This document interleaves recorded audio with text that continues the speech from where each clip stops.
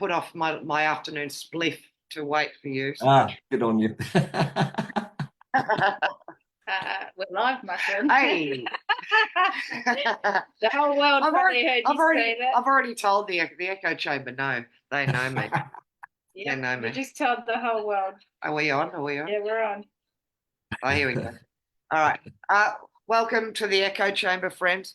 We have quite a large American crowd, so they're probably all asleep by now. But we've told them all to come back tomorrow and check you out. So hopefully some will do that. We've got some in the UK as well, so we'll see how we go.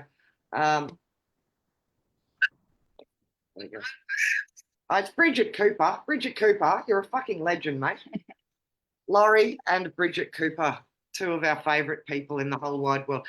Welcome back to the echo chamber. Welcome, Rog. Yeah. Rog. This is Call me anything you want. It's not all right. Rog and I haven't, and Bella and I haven't. We haven't actually met. I received a message the other day asking me to have a look at your work. You've got a Kickstarter campaign. I'll get you to explain. Yeah. I'll get you to explain it all in a minute. And it's unreal. Like what you've done is amazing. So I put a link for those of you guys. I'll put the Kickstarter link above. It'll be below this now on the echo chamber. So please check it out and let's help Rog get this money. Is it just to get the 5th book published or? Yeah. Every time I do a Kickstarter, I need to do a print run to get it out. So I just need a bit of money just to get the print runs done. That's all. Yeah. Okay. So tell us. And obviously, I want to make a bit of money. Yeah. Look, you put 15 years of blood, sweat, and tears into this, right? Yeah. By the sound of it. So yeah, I mean, we haven't even had a conversation yet. So this is fantastic. But so explain to us what Cancel Haus is. What are they comics or? Some people call them comic books, others graphic novels. I love the idea of comic books. I always have, but I've never ever read a comic book that I've really enjoyed ever. And most of them are about superheroes and zombies, and I'm just not interested in that shite. It's all written for 14-year-old boys. And I've always wanted to. I wanted to read some of substance, so I thought, well, I might as well write one and draw it and see what happens, see if I'm any good at it, So how did I you wrote it? Yeah, go on. Sorry. How did we come up with it? The idea. Yeah. So that's a strange one. I was only going to do a little, I don't know, 100-page story or 48-page story, and I came up with the idea just spinning the pub. Sat around with a load of blokes, and you talk rubbish, don't you? And one of the things we were talking about is what's a torture that's funny, and we all sat around thinking of tortures that were funny, that had a bit of humour to them, and I quite liked what I thought up, and I thought, well, that'll make a funny little cartoon strip, and I can make a story around that. And so I had that in the back of my head, and that was its beginnings really, and this was before I was awake as well. So that's how it started. And the torture was if you rohypnol somebody, so they're off, and strip them naked, and get someone else's head, and then sew it just there onto the victim. So when they wake up, and you've also got to sew someone's hands on their knees so they can't get their trousers on to get some help.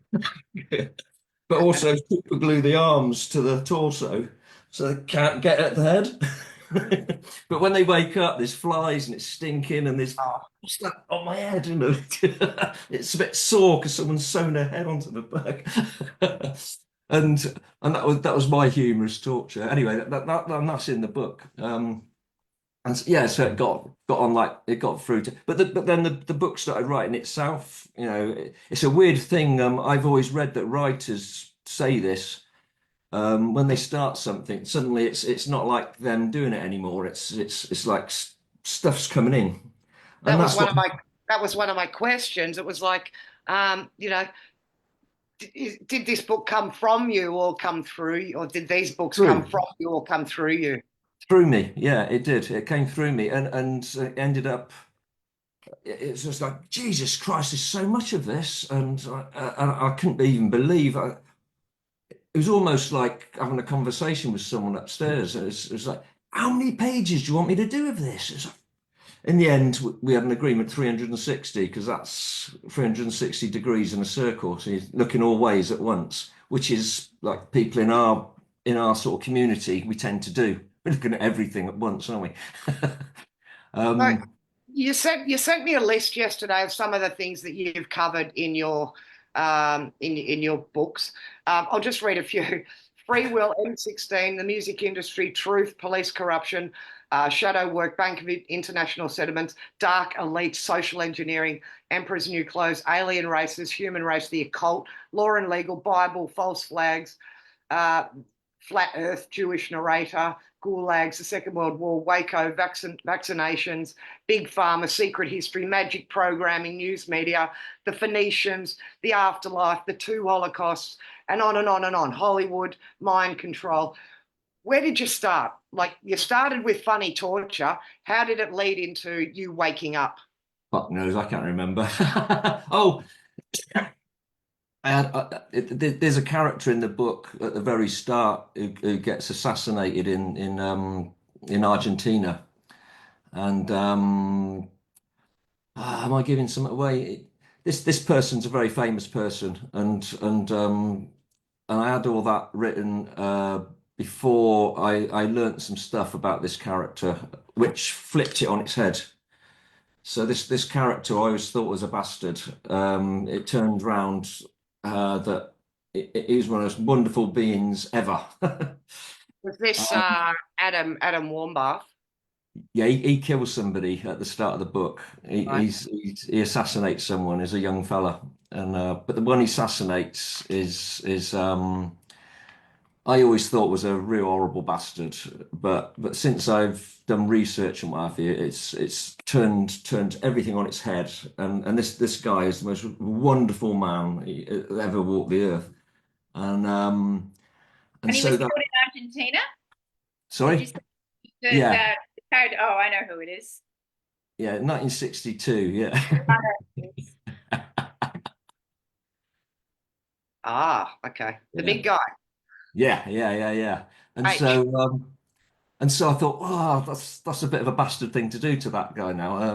But it sent the book on a trajectory that was made it had a lot more meaning because there's a bit of redemption in the main character because he realizes what he's done, and he wants to atone for the Um, horrible thing he did in the all 60s. of these characters, we don't know who they are in real life. They're characters, right? So we don't know who they are. They're just depicted as something else in the book or a different character name. So it's going to take a little bit of critical thinking to try and figure out who the character in real life is that you're talking about. Yeah, well, hopefully you sort of realise as you go through, because I've given the guy the name of his code names in real life. Right. Okay. He was called the Grey Wolf. That was his code name at the time.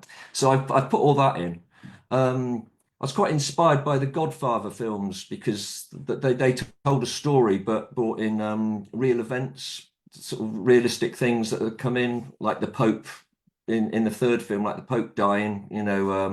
He was only in for a few days, wasn't he? John Paul II, and also like Frank Sinatra, he was brought in to Hollywood through his mob, the mob contacts, and that was in the Corleone. So I use a lot of things that have happened. I've done the same, so I've put things in the book and just rejigged them for my fictional side. So this It's a book, very convoluted book. It's a rambling old shaggy dog story. There's lots and lots of stories within stories, like lots of things that have happened to me. I've had a great life where weird shit has happened to me all the time, and I always get out unscathed. But I've always witnessed like bloody hell. I lived in LA for a bit, and I saw 100-man bar brawl and I got out of it unscathed without, without a scratch. But it was all going on in front of me. And I've always been in scrapes like that. Oh, you fucker! There is a story of my family as well.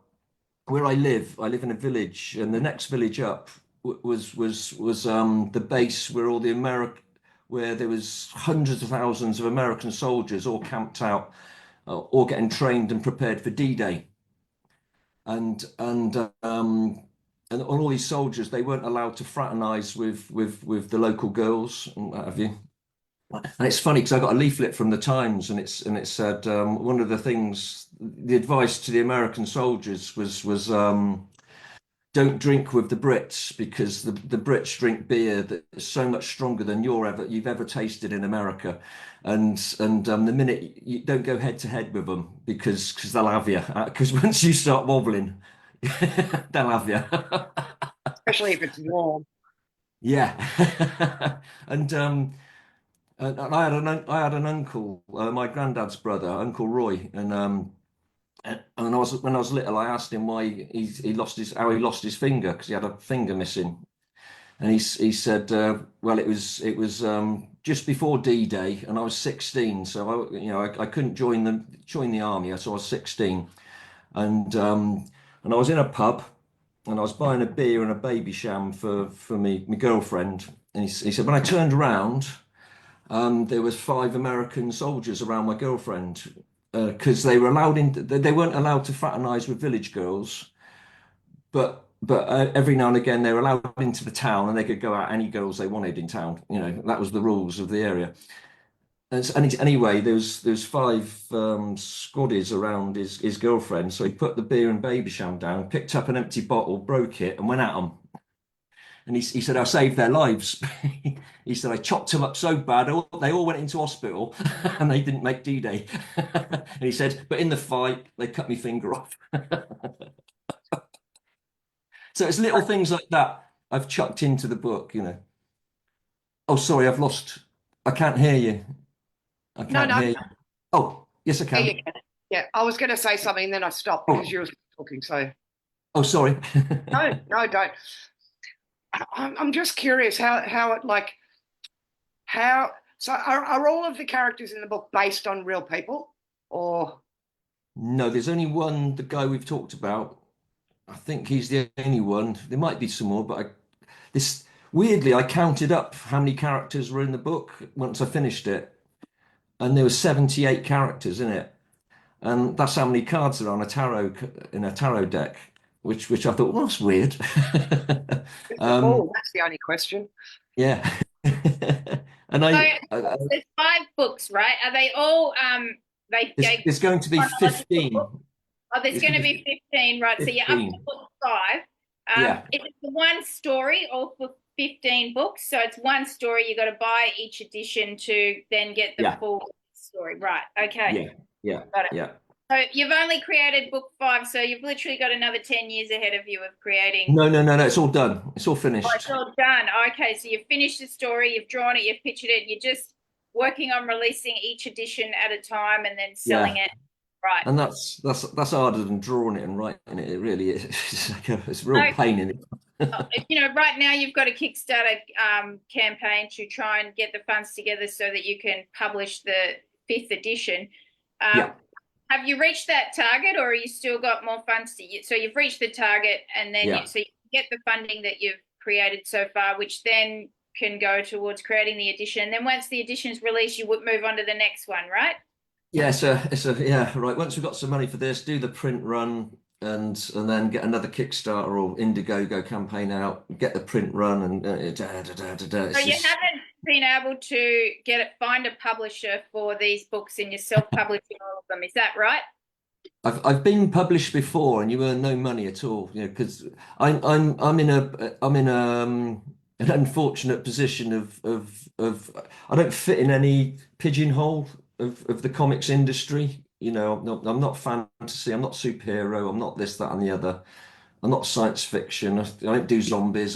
So they can't put me in a pigeonhole. You're awakening humanity, and that doesn't fit into any category. It doesn't. No. Programming. And and if anyone wanted to publish me, the subject matter, when you get into the book, once they realize what the subject matter is, no publishing agency will touch me with a barge pole because I go into taboo subjects, you know. If we're talking about that character earlier, and I mentioned there was two holocausts, well, that's a subject you don't talk about unless you're talking about it in a certain way. If you're talking about it in a certain way, then you're all right. They'll queue up to publish you. You know, I'm talking about it in a different way. You're And talking so, about it in the Europa kind of way. yeah. I've studied So that. I've studied the subject for years and years and years. Europa just touches the surface of it. The deep research on it is it's utterly undeniable, and it really is the other way round. It really is the other way You know, round. the The thing is this is what they're trying to prevent. They're trying to prevent storytellers like you telling the real story, because with the deep state having the control over the narrative of the media and the burning Yeah, of all the old books and all of that. I actually heard of a school in Canada recently as not allowing any books that were written before 2005 or something like that. So what they're trying to do is control the narrative. So no publishing house is going absolutely. to touch you because you are opening up the narrative to a different way of thinking. And it's, even if it's too far for people to come at that, they're like, hang on a minute, why would this person say that? Yeah. Well, I don't go deep you into know, all the I've subject. got this here. Do you know Mike King? Well, I've never seen that. No, It's Mike King. Mike King. Um, I No, I've think not heard. I think I've heard of that, but I've never seen it. I think he's self-published as well, and that's all that you're talking about as well. Oh, So yes. Oh, I get hold of that. Yeah. you're not the only one, right? You're not the only one. There are Oh, I so many. know, I know. Oh, there's loads of people I found out who are on the same wavelength. Yeah. And I'm quite lucky. I can go. I live in a village that's hasn't been hit with diversity and woke and all this. It's wonderful. And we got 5 pubs and 2 other drinking. We got 7 drinking holes in the village. And you can go out and you can just say anything you want. No one bats an eyelid. You know, there's no one takes offense. You know, it's wonderful. And everyone in the village just, calls a spade and says anything. So I can go into the pubs and say any old shite about anything, and people just go, oh, that's interesting, or they take the piss a little bit, but there's no offense, and everyone's dead friendly, and it's great. I love it. Is your research part of other work that you do, or is this your job? Are you a writer? Is this all that you Uh, do? Like how did you um, come into this? The truth. How did you come oh across the? right. Oh, okay. Well, that was about 20. How old's my son? He's 27. About 28 years ago. Myself and my wife discovered that Big Pharma was a massively corrupt. The whole medical industry was massively corrupt because my wife was pregnant, and so we started looking into vaccinations because at the time in our country it was front page things talking about how vaccinations are bad, and some people are saying this, and they should be castigated. And so we thought, well, hang on, we never believe what's in the papers, and so if they're running down people who say vaccinations are bad, then we ought to look into the vaccination thing. So we spent a few months getting hold of books and God knows what else, and ploughing through the history of vaccination. And it soon became apparent that absolutely no vaccinations have ever worked. In fact, every vaccination's been damaging. They never cured polio. They never did this, that, and the other that was explained. If anything, it was plumbers who solved lots of the problems of diseases, because when people got indoor plumbing and got their own toilets indoors, then all the diseases suddenly started going down. And just as the plumbers were doing their job, that's when they introduced vaccinations. So they could say, "Oh, look, we've introduced the vaccinations. All the diseases are going down." And you're reading this, thinking, "You fuckers, So we just knew that Big Pharma was corrupt as all hell, but we left it at that, and we didn't vaccinate our children, and that was all good. And And then I think it was a good few years later, about 10 years later, around about 2012. Um, it was like I was always circling around, say, a lake of information, but I was always on the path, just circling around, looking at all sorts of things, but never diving in deep. I knew about Big Pharma, but everything else, it was just like this, that, on every subject you can imagine. And then all of a sudden, something else cropped up. I just dived in the lake, and so did my wife. You know, I think it was the Zeitgeist series.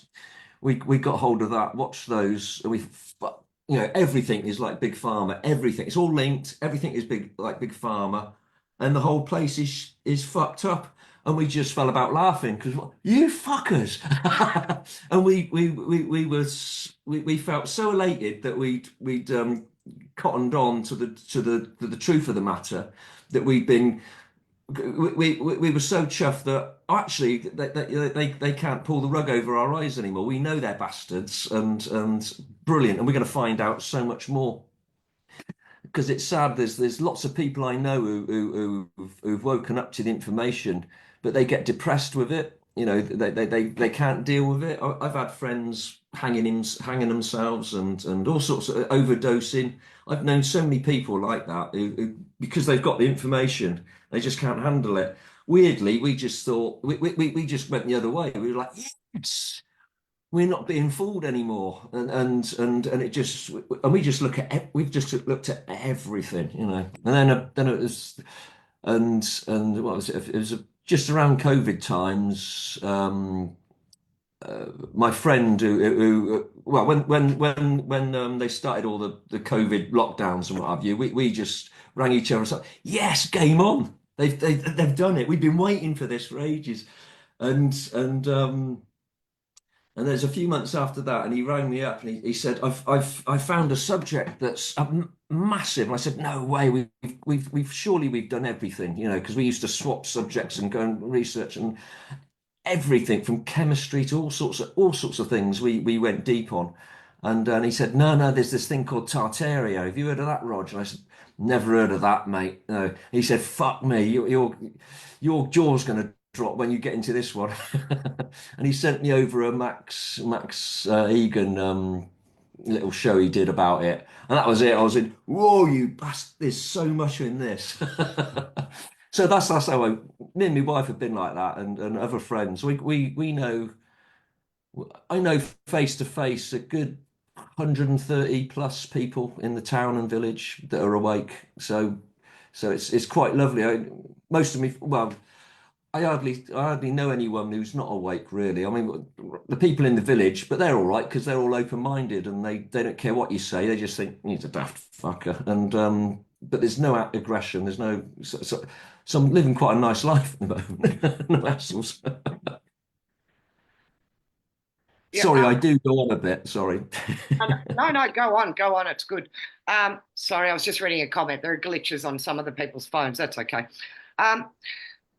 So how has your life changed in the last 5 years then, given that you've been working on this for a long time, but in the last 5 years, all this stuff's come to light for a broader audience. Has that helped you in your... It has seemed weird because I finished the book about 4 years ago. I think that's like 3 or 4 years ago, and so then it's like, well, I got to get the bugger out now. And when I finished the book, that's when the whole COVID rubbish kicked off. And I thought, well, and then I started meeting people who started becoming awake just because of the COVID thing, the COVID hoax, and I thought, my book, you know, it took me 14 years to make it. You know, and I thought, Jesus Christ, I've missed the boat by the time I finished this bugger. And but when I finished it. It seems like I finished it just in time for, you know, they made their big move with the COVID rubbish, and I just finished my book.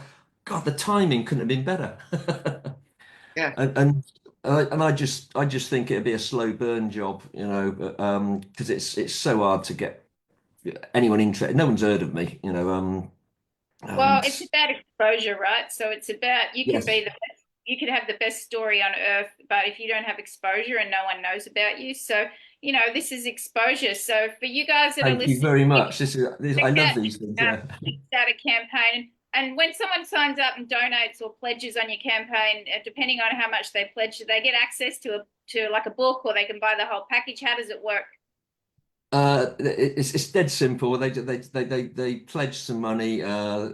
They either buy a PDF that we chuck through the internet at them, um, or they buy the physical book. And so at the end of the Kickstarter, we start wrapping them up and sending them off. So basically, what you're doing when you pledge on Kickstarter is you're actually buying access to a book. So it's not like you're giving money and you're getting nothing. So no, you get a book underneath that and buy a book. Cancel Haus. I think it's amazing what you're doing. It's really extraordinary. And I've spent a long time getting the right print as well, because it's not digitally printed. It's litho print. You'll know the difference if you go in a bookshop. That lovely smell you go in that's litho print you're smelling in there. And when you open, oh. That's why I want the hard copies. I'm a hard copy girl. I like that smell. Yeah. And I was reading the reviews on your Kickstarter as well. So go and read the reviews, guys, because it'll give you an insight as well into the mind of other people and how they view Rog and the work that he's done and how impressive it actually is and how in-depth and left of centre it is. So unique. It sounds extraordinary. I mean, you sent me the PDFs, and I've only got them on my phone, so I was like, I couldn't even look at them on my phone because it's so small. I'm like, I want the hard copies, and if they're not expensive, it sounds like they're just the most beautiful quality. So I'm definitely. I think they're going to be a collector's item. I think 100 years from now, these books are going to be collector's items. So get your hands on I hope so. Yeah. I don't. I don't tell anyone. I don't tell anyone when you can on the Kickstarter you get a choice of having one signed and wax stamped, but I don't tell the people on the Kickstarter that there's an extra bit to that as well because I do a first 100. So you've got the first 100. I write it in. I write it in the book, so you got it signed. The first 100, you either 68, whatever, of the first 100 copies, and so that would, if I am successful, those will be worth a hell of a lot of money because I've numbered them, So the numbered ones, they'll be worth a hell of a lot of money, and it's the first edition as well. We want you to be successful because I just think that people like you are extraordinary. Just the amount of dedication, and like you say, it's come through you. This isn't you doing it. This is from wherever. It is. Yeah. I speak to that as a creator myself. I've worked on bringing a documentary series to life for 13 years, and what I want to say to that is we live in a world of instant gratification. Everyone wants to pump out their $27 course and digital online course, and they want to become a millionaire overnight. Everyone wants this instant gratification. These people that want instant gratification, which is everyone these days, they don't understand the absolute grit, determination, and what it takes to actually hold the frequency of a project for 15 years, to bring it through, to hold it, and then to execute it. You are a rare breed to be able to hold a vision that long, the entity of this vision, and then to get it out for the world. And that in itself is what's going to make it a collector's item in the future. It's the time it took to hold that vision and to bring it through. And that's a dying art in today's 2024 digital world. It was funny it's the process of doing it. So I wasn't doing it all the time. It took 40. I worked it out the other day. It took me 7 years of if I worked every week, a full week's work. It took 7 years to do if I worked full time at it. So it was like half and half. So because I work with photographic imagery and what have you, it's going out photographing friends and what have you for reference for drawing. And so there were times there's in fact in that time there's 1 year when I didn't do anything on it because I was waiting for a photo shoot and I had to have it in a specific place with these specific people on a sunny day, and I had to wait for the next summer to do it. That's precisely my point. That's precisely so it's weird. So when you said hanging on to the frequency, waves alert. You're holding on to the frequency for all that time, and you know when to act and when to hold, when to act, and you feel the energy coming. Okay, it's time to move. It's time to start working again, right? You can feel the momentum. That's what it feels like when you're bringing through a project through source. You act when it tells you to act. You pause when it tells you to pause. You know how I knew that this was something special was because the minute I clicked on your link, I got goosebumps all over, and I went, "Oh, there's something really special." Really? Yeah. Yeah. Char, will there be a link? Just an ordinary bloke, really. Char, there is a link under the interview to check out the ordinary people do extraordinary things, right? Yeah, possibly. Some people, not all people, but you're definitely one of them. And there's something, I don't know, there's something really special about your work. And I just felt like it's really important. We're only a little tiny channel, but if we can do a little bit, and we've already sold a couple here for you. So yeah, thank you. That's brilliant. Everyone share the link. We've only got about 5 more days until this Kickstarter campaign finishes. So if people can share the link as well, that'd be amazing. Thank you. Like Bella said, this is a rare breed here, and it needs to be celebrated and shared with the world, particularly in this time where the truth needs to be told. We need to. Yeah, absolutely. You know. Yeah, I just love it. It's especially when you bump into people who I once went out for a fag a pub, and the pub was quite packed. And this young fella came up to me, and he's I didn't know who he was, and he started he said, "I've got to tell you about the Rothschilds. You don't even know what I'm fucking talking about." And he was going on and on. I thought, no, I'll let the bugger carry on. I was like, oh, this is brilliant. And he kept swapping from subject to subject. And I thought, shit, you've only just woken up, haven't you? Because you're battling at me. You're hitting me with all sorts of stuff. You go, oh God, any other person you do, they're nutting.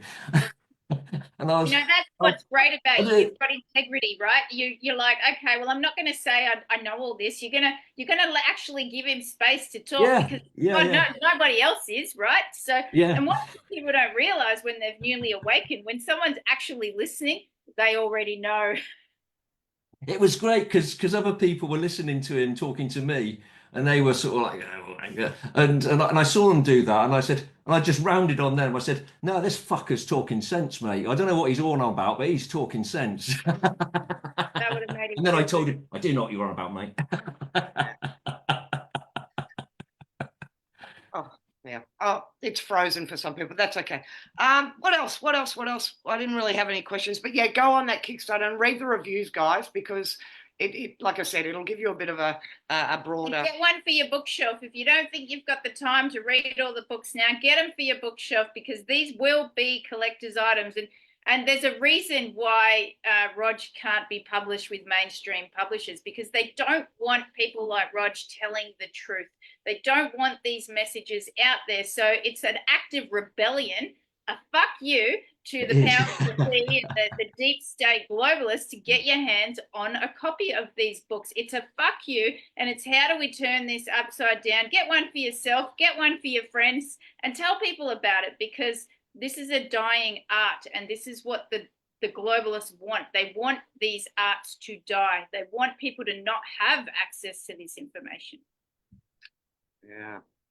Have you got one? Have you got a hard copy there you can just give us a quick look at? Yeah, I've got a few here. Can you see that? Yeah. Yeah. So open it up and give us a quick look through the inside. There you go. Yeah. So Roger's written these books. He's illustrated them himself. So they're like illustrated novels, and go through the list of what he's talking about. Oh, hold on a minute. So these are the kind of topics he covers in these books. It's 15 books that are going to be released in limited edition. So vaccinations, free speech, revelation of the method, free energy, big pharma, secret history, magic, programming, news media, hot springs that are cold, Tartaria, exorcism, the 2 Holocausts, the afterlife, remote viewing, Phoenicians, portals, the Great Flood, economic hitmen, art world corruption, Hollywood cults, animal rights, mind control, syncretism, that's one I haven't heard of, etymology, feminism, gay politics, natural law, Satanism, symbology, mud floods, SRA, witchcraft, evolution, organised crime, eugenics, atheism, electromagnetism, the chrism oil, sperm wars, pendulums. Pendulums, just a pendulum. Okay. How the fuck did you get all that into one series? Like, seriously? Electromagnetism, elite It's- child hunts, transgender, military, tarot, pedophile, social engineering, Freemasonry, religion, and on and on and on it goes. Well, the main character, Adam Warmbath, who's a billionaire, he's got like an organisation because he's stinking rich. He can pay people to do his bidding across the world and what have you. But all of them are awake. So when they talk to each other, it's like we would talk to each other. Any old subject comes up, and it's just normal because there's. It's like we live in a different world to everybody else. There's the world of the normies and what have you, but we live with them. But when we meet each other, we talk differently because we can talk about anything we want, and with people overhearing, we go, "What the fuck is that? Oh, what are you talking about?" We live in a different. It's a parallel world we live in, and it's a lovely community because it's great. I've never met you two before in my life, but we've got so much in common of how people have treated us. If you've got an awake friend and you're thinking, what the hell am I going to get my friend for Christmas? Hey. Seriously, buy them the first copy of the first edition, and then they'll get hooked and they'll be like, oh my God, I need to go buy books 2, 3, and 4, and 5 now. Right? So buy a copy, give it to your friends. I got a vision of buying 10 and leaving them on airplanes or just leaving them on coffee tables at coffee shops, and people think, oh, what's this? While they have a little wait. Be good. I'd hate to think that people just.